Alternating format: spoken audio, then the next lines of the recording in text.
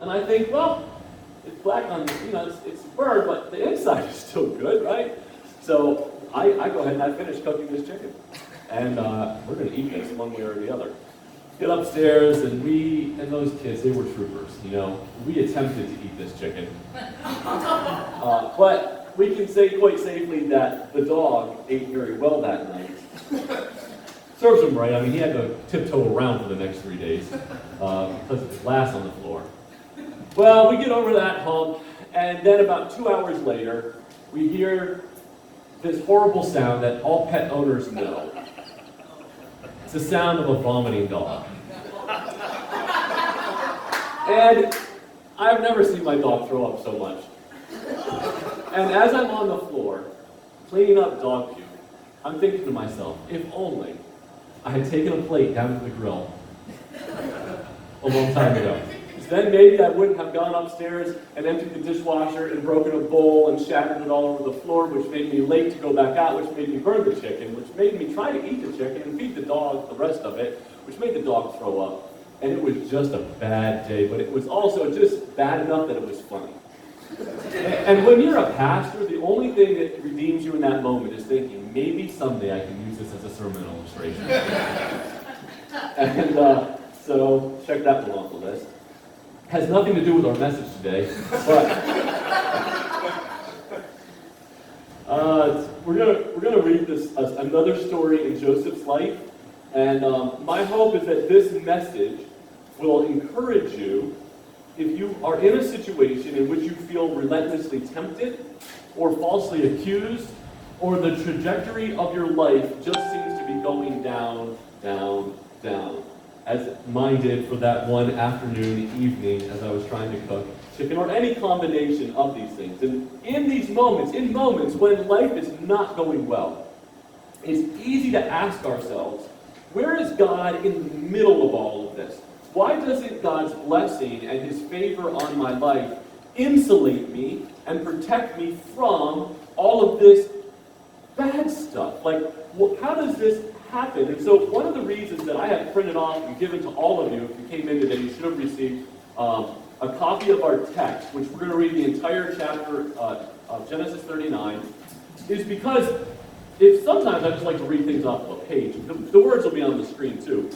But in particular, I found it fascinating, and I've highlighted on that paper, at the beginning, Moses, who we believe wrote the book of Genesis, writes over and over again, the Lord was with Joseph, the Lord made him succeed. And then at the end, that same refrain repeats itself. The Lord was with Joseph and showed him steadfast love, and the Lord made him succeed.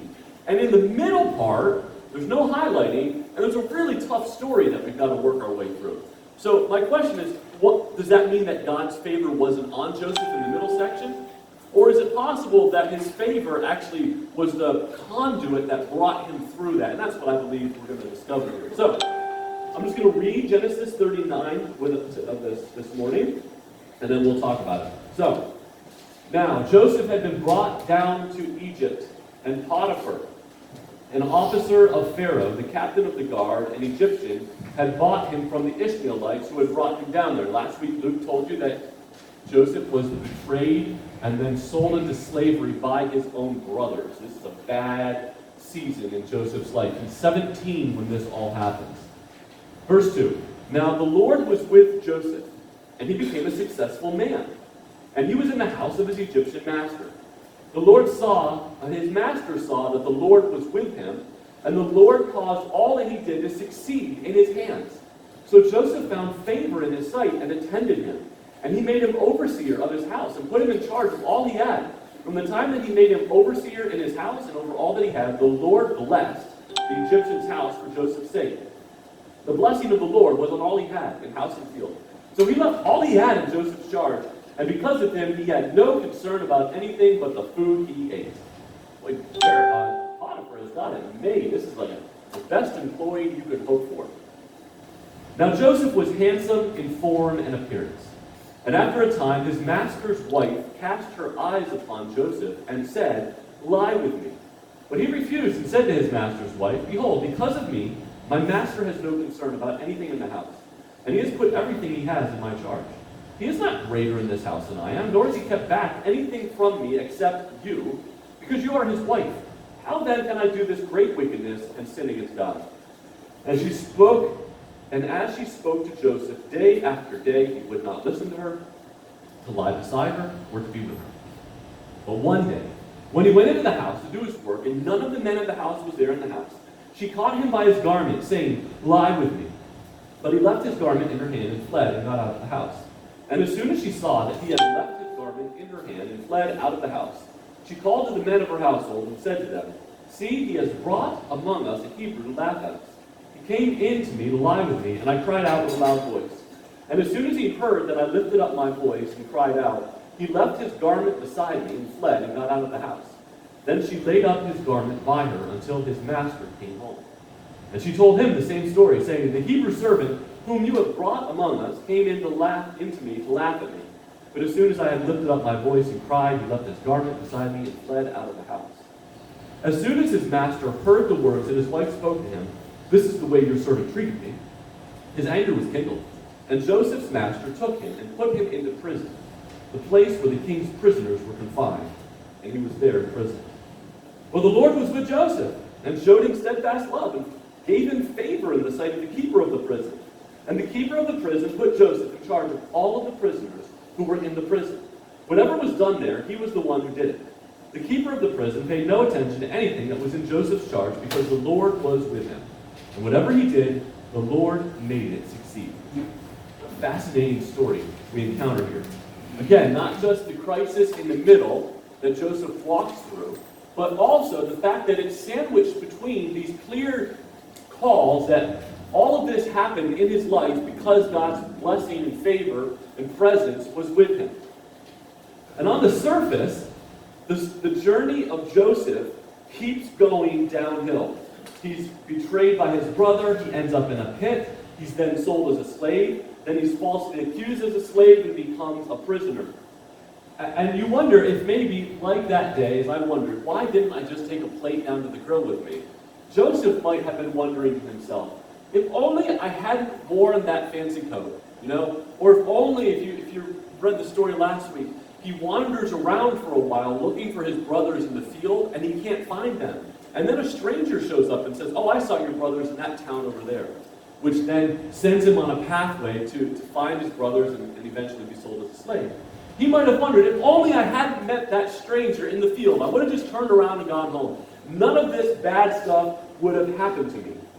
And yet, during this story, while the events seem to be going downhill for Joseph, there is this upward ascent of his character. That is, the qualities of Jesus, of God, are being built and formed in his life through this. So in the beginning, we talked about, as when we first encounter Joseph, he's this arrogant, impulsive 17-year-old who kind of flashes his favored status in his fancy coat before his brothers. He speaks without thinking, he tattles on them. And so that by the time his brothers sell him into slavery, while what they did is wrong, you can also kind of understand their motivation behind it. He was kind of a miserable brat by the time that happens. By the way, I'm not saying we ought to sell miserable brats into slavery. That's not, what they did was a bad thing. But you can read the story and think to yourself, Joseph, you really didn't set yourself up for success in that one, right? You didn't respond to your brothers in love and in kindness. You really were kind of hostile. You were arrogant in the way that you acted. But in the second act, now, we get to see a man who's growing in maturity. And I'm fascinated by this. There's probably about 10 years. We know that there's 10 years between, he's 17 when we meet him and when he's sold as a slave. He's 33 when he gets out of prison. And we know he's in prison for at least 2 years. So there's a good chance that he worked for Potiphar for 10 years, for a whole decade. And in that decade, he never tries to run away, that we know about. He never tries to escape and get back to his homeland. While, yes, he is a slave, and yes, he has been victimized by his brothers, he responds to that victimization in the most remarkable way. It doesn't define his future in terms of his opportunities. Sometimes, again, we think of God's blessing and favor in our lives as something that insulates us from trouble. But this story shifts that perspective. Here we discover that the Lord is with him as a slave and then with him as a prisoner. And during the crisis, I believe the Lord was with him as well. Cocooned in the favor of God, Joseph walks through a difficult journey. This shouldn't surprise us when we reflect on things like Psalm 23, where we read that the Lord is my shepherd, I shall not want. What does he do? He leads me along paths of righteousness for his name's sake. Even though I walk through the valley of the shadow of death, I will fear no evil. There are times when, as we follow the shepherd, he takes us through dark places. He allows us to experience those things. The fact that we're in the dark places does not mean that he's not present. It might be difficult to see, but he is there as well. So while many of us, perhaps, if we had been in Joseph's story, we might have made slavery our identity, our victim identity, hung our heads, shuffled our feet, resigned ourselves to an unfruitful life. That's not what we see Joseph doing. Not only does he have character built within him through this crisis, but he is being formed into the kind of man that God's going to use later for remarkable things. So what does the blessing of God mean then in Joseph's life, and what doesn't it mean? Well, one of the first things that I encounter here is that the blessing of God does not change Joseph's slave status and make him personally wealthy, right? Rather, God allows Joseph to be a blessing to other people. I think it's fascinating that it says the Lord was with Joseph, the Lord made Joseph a successful man, and then when we read further, we find out that that success was revealed in the blessing of God on the Egyptian's life and on his house. Now, the Egyptian does not care about the things of God. He's far from God, doesn't know Jehovah. He's not a follower of the Almighty God like Joseph is. He's a pagan. He worships false idols. And yet, because of Joseph, God's blessing is on his house. It takes a lot of humility to allow God's blessing in your life to prosper someone else. And yet, that's what we see happening for Joseph here. God's blessing on him impacts other people. It takes humility and hard work to have that kind of blessing be a blessing to someone else. And we know, right, from the earlier chapters that humility is a lesson that Joseph needs to learn, right? We meet him as an arrogant, self-confident, like egotistical 17-year-old young boy. But now God allows him, puts him in a situation where he has to learn humility. And he's doing that. He's discovering humility. You might have a label on your life that feels like it is your identity. And you've been begging God to change the label. God, in this story, does not change Joseph's label as a slave. He is still a slave. God allows it to stay, and yet God doesn't limit what God does in Joseph's life. Maybe it's your employee status, a handicap, your economic status, your relationship status. Sometimes we say, Jesus changed the label, and Jesus is saying, actually, the journey you're on is part of how I am showing you my love. I want you to find your identity in me and not in the things that are happening to you. Maybe this is a better illustration. I was at Lowe's the other day. I spent a fair amount of my life at Lowe's. And I was buying a shop vac. And as we were at the checkout, the lady was looking for the barcode so she could scan it. And she couldn't find it anywhere on the box. Turns out they put the barcode on the bottom of the box on this one. The barcode identifies what's in it for the computer system. As she's looking, Sarah says, there's a sticker with a barcode on the box. She's like, oh, well, there it is. And the lady says, no, that's the shipping label. That's not the identification label. And I thought to myself, that's a great illustration of our lives. There are labels that we accumulate throughout life in different seasons that identify the journey that we're on at that point. But they are not our identity, all right? The identity is that we are a beloved son or daughter of God. And so, yes, Joseph has a label on his box right now that says you're a slave. But Joseph is wise enough and mature enough to realize that that's not who he actually is at his core. He is a beloved son of God. Don't confuse your shipping label with your identification. What happens many times for us is we create false identities out of our shipping labels, right? We are in the valley of the shadow of death, and so we assume that we are just destined for despair. Turns out that that's just part of the journey. The real identity is that we are the sheep of the Good Shepherd. When we figure this out, it allows us to respond to the things in our lives that are negative from a much more healthy perspective. They don't own us. They're not the thing that determine who we are and our value and our worth. We can serve our earthly, people who have authority with excellence. I think that this story should cause us to evaluate what we mean when we say we want God to bless us. It doesn't mean that he's always going to change our label. It just means that he's going to reorient us around his love on our life.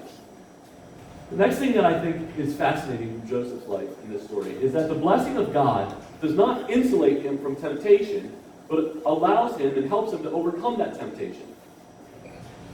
At this point in the life, in human history, the law of Moses has not been written. There are no 10 commandments for Joseph to read. That happens later in the story, right?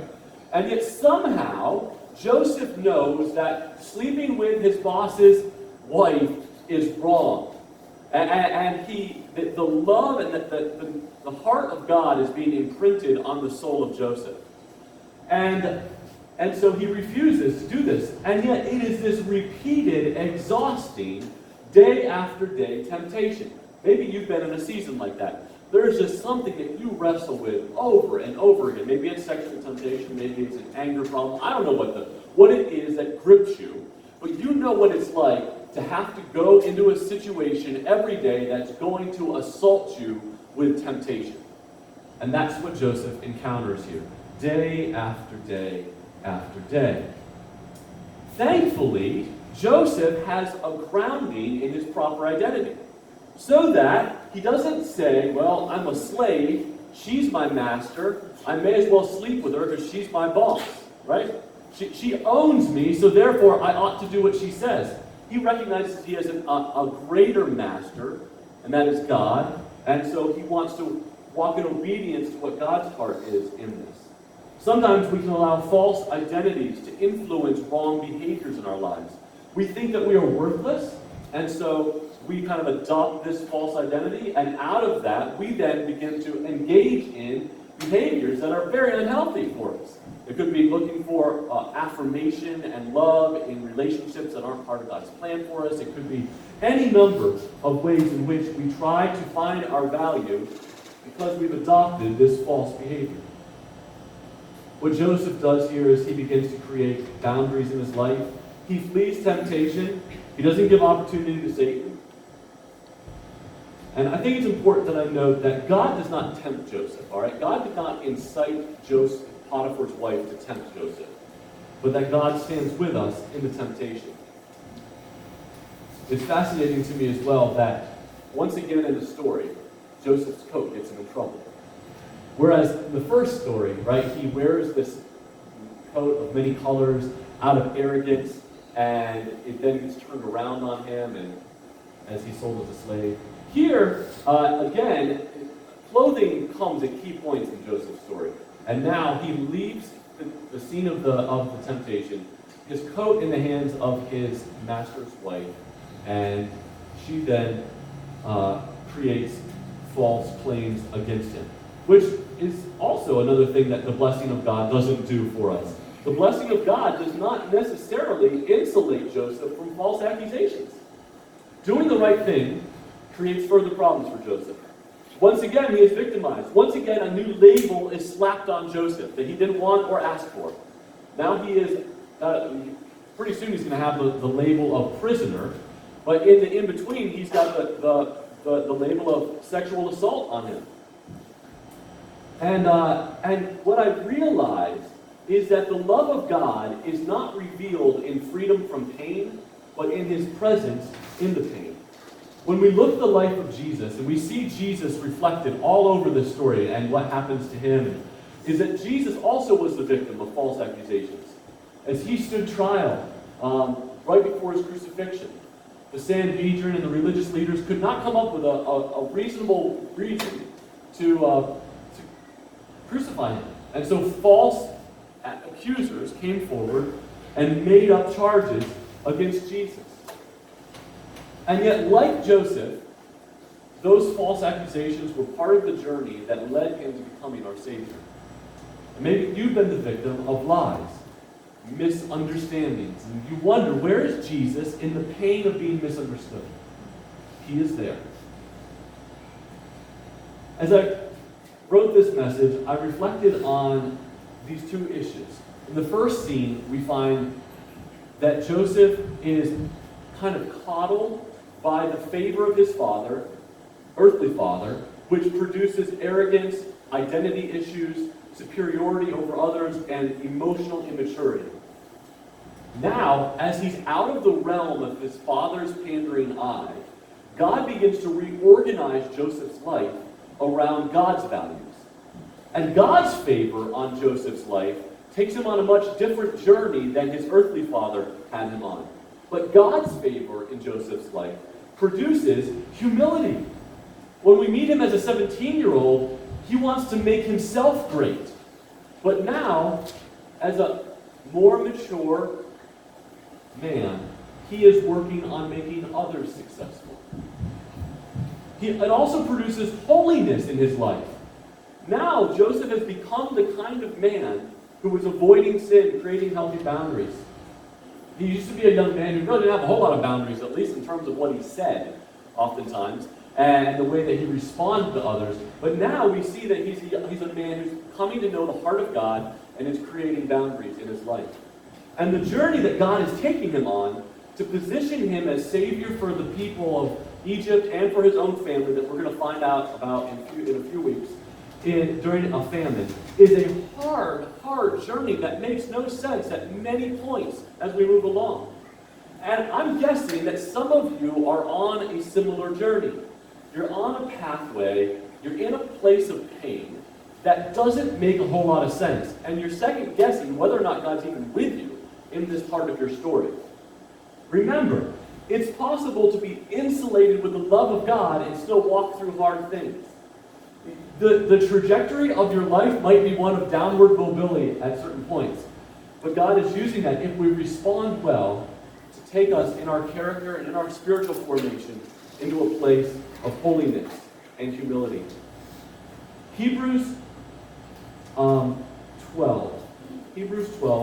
verses 1 to 3, I think kind of bring this home and center us around the person of Jesus and around the life of Joseph here. So I'll put these verses will be on the screen. Therefore, since we are surrounded by so great a cloud of witnesses. By the way, Joseph had just been named previous in chapter 11 of Hebrews as one of these witnesses. Let us lay aside every weight and sin which clings so closely, and let us run with endurance the race that is set before us, looking to Jesus, the founder and the perfecter of our faith, who, for the joy that was set before him, endured the cross, despising the shame, and is seated at the right hand of the throne of God. Consider him who endured from sinners such hostility against himself, so that you may not grow weary and faint-hearted. What the author of Hebrews is encouraging us to do when we are in those valleys of the shadow of death, when we are in places of relentless temptation or false accusations or downward mobility, in those moments, he calls us not to look at our situation, but rather to look to Jesus, the one who also endured such hostility against himself, so that we won't grow weary and faint-hearted. We can look at Jesus and see someone who endured all kinds of pain and overcame death on the cross for us. This is part of our sonship, he goes on to state later in this chapter. And it trains us in holiness and produces peace in our lives. It's confusing to think, but believe it or not, the pain, the moments of crisis in our lives can actually be turned around to make us more mature and more stable in the love of God in the aftermath. You might be rather faint-hearted today, wondering if you can go on. I would encourage you to bring that to Jesus, to recognize that He is developing things in you in this season that will prepare you for fruitfulness later on. Keep your eyes on Jesus. He endured the same kind of opposition, and as a Savior, He is in a position. Jesus is in a unique position to bring you through the trial that you're in. When you are tempted to find temporary release from stress in sin, refuse and choose rather holiness. It's out of the place of holiness that God begins to produce the fruit of the Spirit in our lives. Let's pray together.